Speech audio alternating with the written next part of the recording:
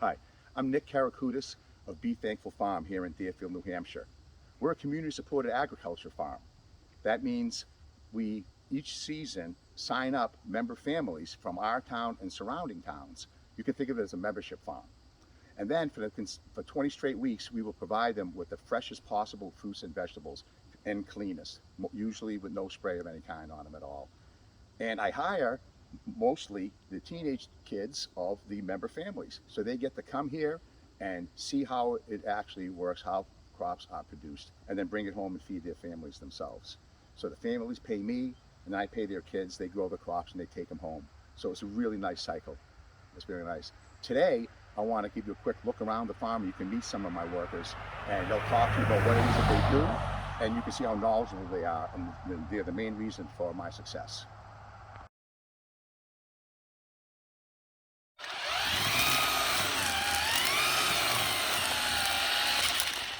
Why are you weed whacking by the blueberry bushes?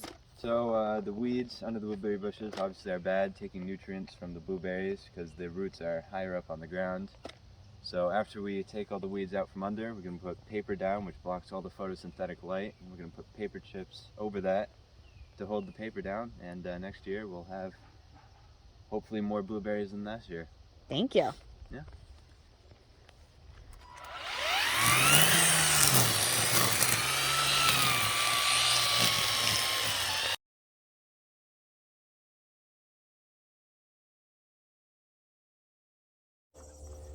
Good doggies. Akira. This is Ivy. Ivy the Dalmatian. Everyone recognizes a Dalmatian. And every farm should have a Dalmatian when you have horses, because Dalmatians are equestrian dogs. She's the fourth Dalmatian we've owned. She's just over a year old. She's a very sweet girl. She loves the horses. They just want to be around them. They don't chase them. They have good manners around the horses, and they are not afraid of them. When Carol walks with her horse and her friend on her horse in the woods, they bring Ivy with them. Ivy kind of leads the way.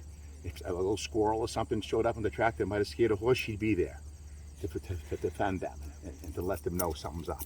So that's why Dalmatians are referred to as the carriage dog, because every carriage, when you had your horses, you'd have a dog with you, which is also why it's the fire engine dog, because fire engines used to be pulled by horses, and the Dalmatian lived in the barn with the horses for the fire engines.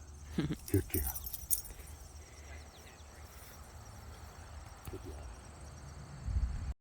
How do you harvest the onions at the farm? We look through all the onions, and when the green is falling over, we know that they're ready to pick.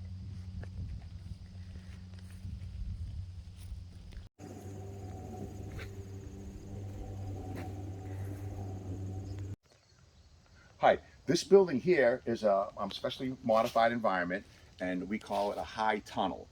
That distinguishes it from calling it a greenhouse. People would want to call it a greenhouse, but greenhouses have additional energy inputs like electricity or heater or lighting. This one is completely solely solar, so it's only sun's energy in here. So we call it a high tunnel to distinguish it from a greenhouse. We grow high value crops and like subtropical crops that like heat are the ones that get the privilege of living in here. And the biggest one, of course, is the tomatoes, which is a very valuable crop.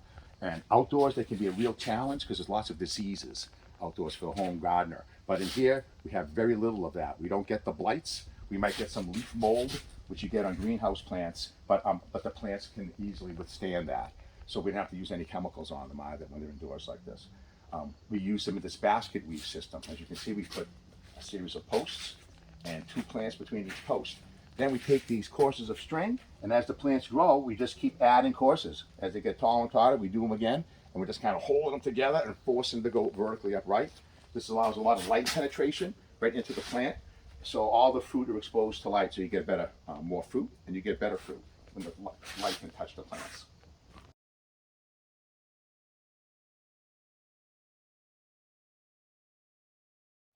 How do you harvest the pepper plants? We harvest them by picking them if they're more quantity on one pepper plant like this one, other than if it's like a bigger pepper on a bunch of on one plant. So we harvest them on if they're like smaller but have a lot more on one plant, because if we pick more on one plant, then it will focus more energy on one pepper instead of all the peppers. So if we go ahead and pick one of this, like this one, it's not as big as we might want, like that much, but it's still gonna help all of these peppers grow and develop a good size.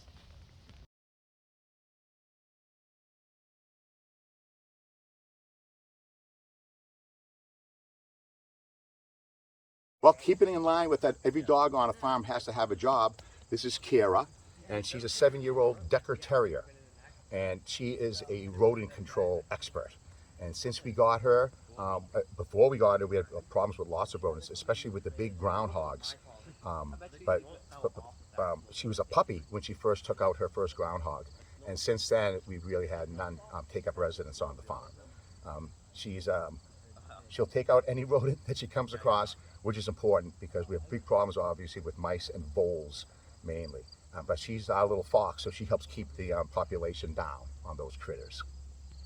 How do you do the strawberries? We make holes. We have this old hole digger we use to holes in the ground that we put star fertilizer in to dump it in, and then we put these in our pot plants, put them in the holes, and then fill them up with dirt, and then we wait a year because we can't harvest them this year or two, and then we pick the berries right off them when they're fully red.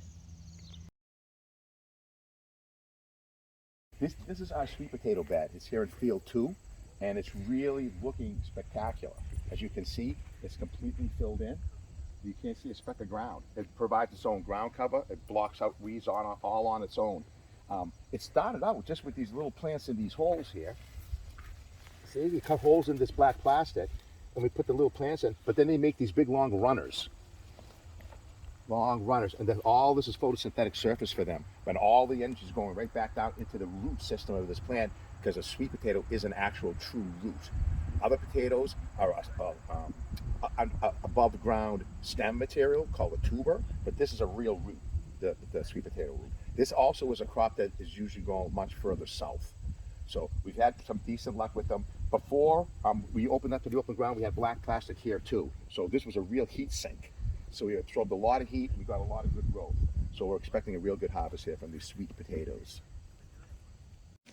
Hi, this is Sage. He's our third dog, working dog here on the farm. He's a Shetland sheepdog. He's 10 years old, and he's a fantastic watchdog. Nobody can get anywhere near the property without him keeping an eye on you and sounding an alarm. And I say keep an eye on you because he is deaf now, but he's always got a sharp eye out for everybody on the farm. So nothing gets past him. He spends most of his time underneath the stairs, which is like his little guard box. And he keeps an eye for anybody who's coming and going and sounds off an alarm. No delivery truck can show up without me knowing. So look him down below, I know the truck's up here. Good boy, Sage. Tell me a little bit about the lettuce. Currently, I am harvesting green lettuce. I'm putting it into water, cold water, to take out some of the field heat. That, according to Nick, will stop an enzyme from switching on that would break down the leaf as quickly. When we bring it into the building, we strain out this water and then put it in more cold water to take the remaining field heat out. After that, we drain and dry the leaves, but that ensures that we have more crisp lettuce than if we didn't do this.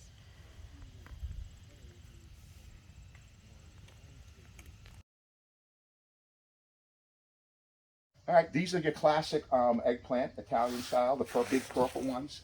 And again, this is a subtropical plant, so it just loves being in the tunnel. It has very few insect problems in here and no disease problems because the leaves stay dry. So that's the main reason there's no disease. But they just really pump out these big, beautiful fruits. This is ready for harvest today. We'll take this one off. This will probably be ready in 2 days, and then we get one, for next week too. So they produce and just keep producing here in the tunnel. We get a nice long row of them. As you can see, the bumblebees that'll come in here and do the pollinate. These are the beautiful flowers.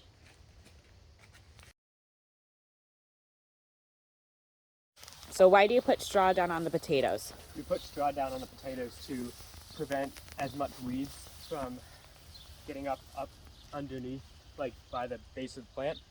And then we also do it because it's easier than putting soil down, and then the potatoes can grow inside of the straw, like up under here. And then the deeper the straw is, the more potatoes that we get, basically.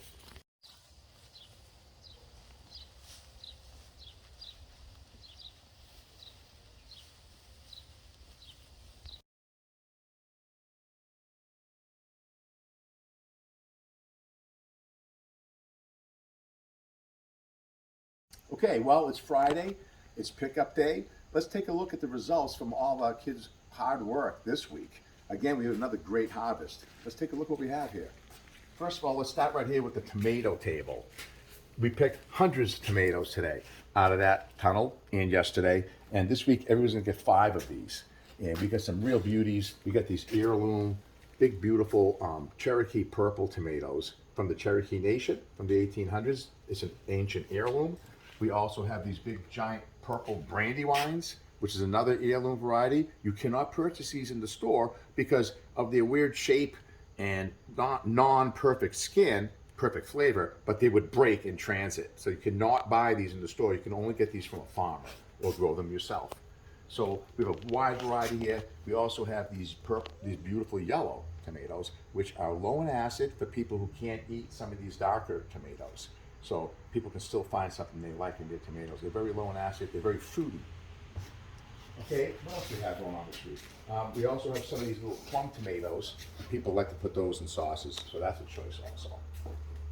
And we have our basil. Every week we have basil, right through the whole season pretty much, right till the end, 10 or 12 weeks, because it's such a great herb to go along and complement all your meals. So we have that too. We have onions. Each week we have onions too for a dozen weeks in a row. And we got a couple here that just still curing up. They still have their tops. They haven't completely cured. They're completely edible. But at this point, you couldn't like leave them on leave them on the counter for very long. But they will cure up too. What else we have? We got some summer squash in here. This is a patty pan, this little spaceship right here. It's nice for stuffing. You can cut it this way and stuff it. And we get traditional zucchinis and lots of yellow squashes. And these are going to continue for several weeks. This is week 11. We have at least 5 more weeks of this continuing. So we grow them sequentially so we don't overwhelm you with a ton, but you have a few or 1 or 2 over a long sequence of weeks. It's working out, his home gets up to 2. No one wants 6 squashes at the same time. And now here we also have some beautiful purple cabbages and purple eggplants. Take your pick. I mean, they're both pretty amazing. Another cool. Now these are really, it's Pepperpalooza year. The pepper plants are going crazy. So there's gonna be a lot of peppers for many, many weeks. We have green peppers, purple peppers, and banana peppers this week, and multiple for each. Here they are, the traditional green, a little more fruity, purple one, sweeter one, and these really sweet banana peppers here. So we'll have these each week, probably right through to the end of the season. This week 11, right till week 19. Or 20 will have peppers. The plants are fantastic. They're growing in the enclosed environment within the high tunnel that we saw earlier, so they will last a long time. Our new bed of lettuce is very productive and will continue for many weeks. It's a half a pound of a mix of lettuces, perfectly fresh, growing outside. We saw the shade cloth before, the sun cover. So this is what we wanted. This is the result of that. You cannot really find much better lettuce than that. And we have alfalfa sprouts this week. Instead of the mung beans, these are nice. These are great in salads. And we also have some arugula as well, big bags of arugula. So for a second green. This is very spicy. This time of year, the plants have already flowered. We cut the flowers off to keep them making leaves, but they make more of the chemical in the leaf, so they actually get more and more spicy as the year goes on. So I think that's it. That's it for this week.